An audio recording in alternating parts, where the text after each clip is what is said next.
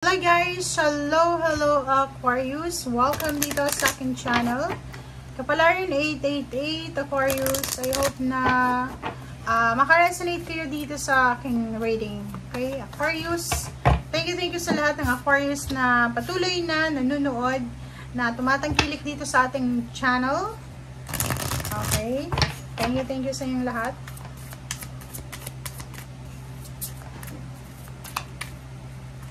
Okay.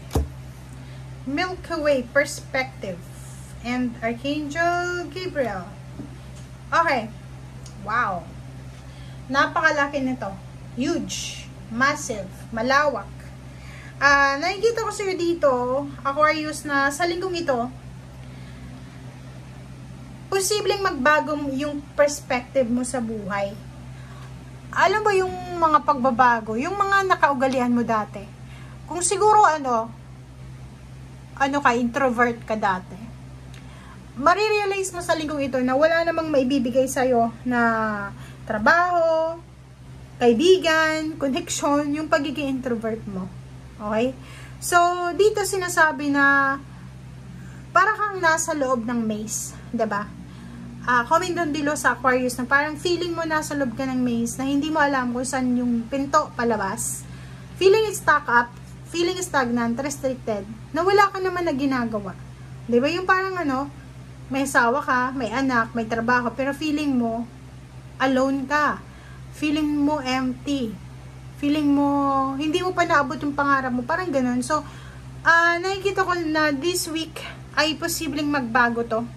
Magbabago yung mindset mo, magbabago yung perspective mo sa buhay. And you are right.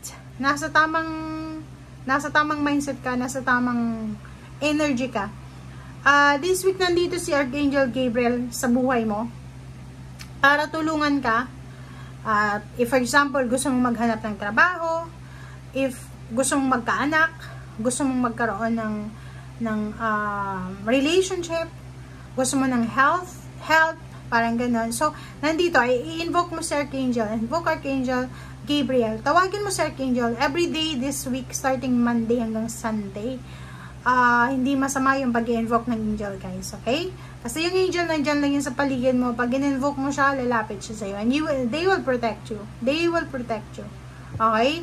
Kung naniniwala kayo, Aquarius, na minsan, diba, like yung isang tao, meron siyang nararamdaman, like fever, and then magpapatawa siya. Yung nakita sa tawas is yung mga like sasabihan, mga maputing parang anghel.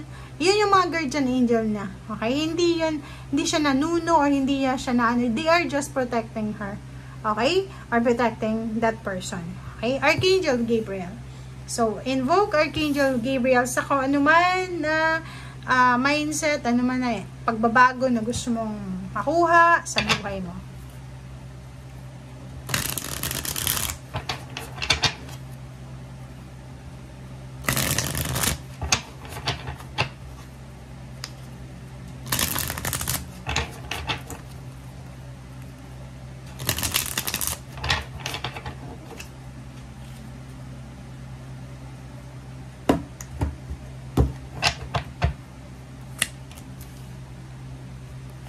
Okay, Aquarius. Wow. Okay, in terms of relationship, intimate relationship, sa linggong ito, kinakailangan mo ng pasensya. Posibleng meron kayong pagdaanan na magkarelasyon, pwedeng mag-away kayo or hindi kayo magkasundo. Normal yun yung magkakaiba yung opinion natin, diba? Walang perfect dito sa mundo. Isipin mo, Aquarius, na minsan, diba, may mga bad mood na nagising tayo na hindi maganda yung posisyon, yung karelasyon natin, ganun din. So, kailangan mo ng pasensya sa linggong ito. Lalo na sa usaping relationship. Sa pakikipag-deal sa yung karelasyon, sa yung intimate relationship.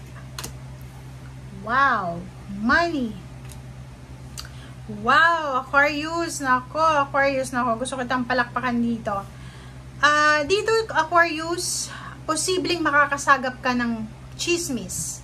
Makakasagap ka ng chismis dito, Aquarius, dahil sa pera or chismis about sa pera. Dito sa Page of Swords, sinasabi na posible na makarating sa'yo yung chismis tungkol sa pera. Pwedeng may magkukwento sa'yo na alam mo si ganito ganyan, milyonarya na. So, it's all about lump sum of money. It's all about swerte. It's all about money, millions. Ang posibleng chismis na makarating sa'yo. Okay? Parang may isip mo na talagang bilog ang mundo.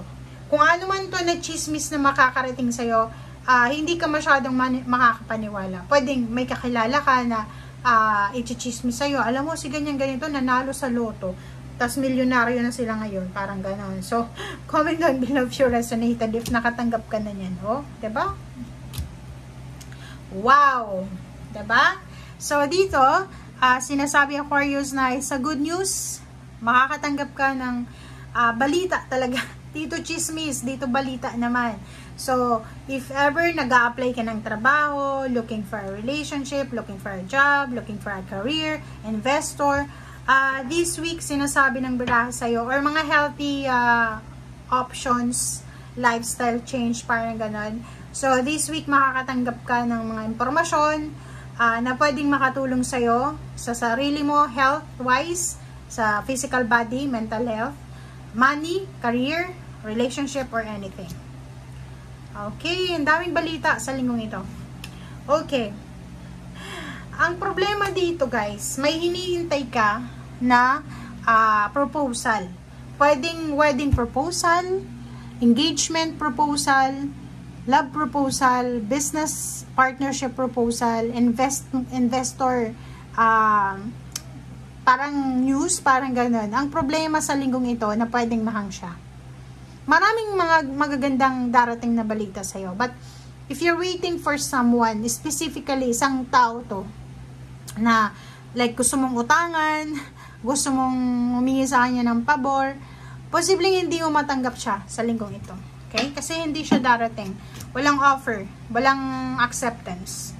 Okay? And, by the end of the week, it's either Saturday or Sunday, nakikita ko sa'yo dito na makakaramdam ka ng restrictions.